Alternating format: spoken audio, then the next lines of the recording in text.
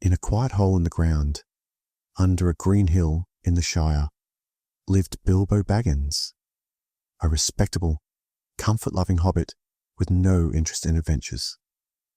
But when Gandalf the Grey, a wandering wizard, arrives at his door with 13 gruff, gold-hungry dwarves, Bilbo's life is turned upside down. The dwarves, led by the proud and exiled Thorin Oakenshield, are bound for the lonely mountain to reclaim their stolen homeland and treasure from Smaug, a fire-breathing dragon who sleeps atop a mountain of gold. Reluctantly swept along, Bilbo leaves behind his teacups and cozy hearth for misty mountains, dark forests, and perilous roads. At first, he's clumsy and unhelpful, mocked by the dwarves and unsure of his purpose. But danger sharpens the spirit, and Bilbo begins to change.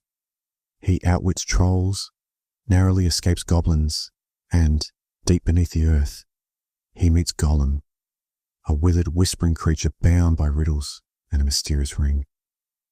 In a tense game for his life, Bilbo defeats Gollum and, unseen, escapes with the One Ring, a small golden band that grants invisibility, but whose dark power goes far deeper than he knows. As the journey continues, Bilbo proves himself time and again.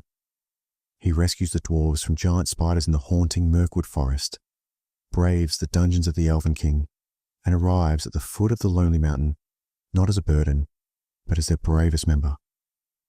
In Smaug's vast lair, Bilbo creeps into the belly of death itself, stealing a jewel called the Arkenstone and uncovering a weakness in the dragon's armor. But victory comes with a cost. Smaug flies in rage and burns the nearby town of Laketown before falling to the arrow of Bard, a humble bowman.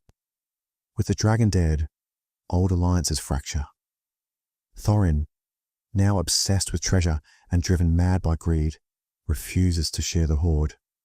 War brews as men and elves march on the mountain.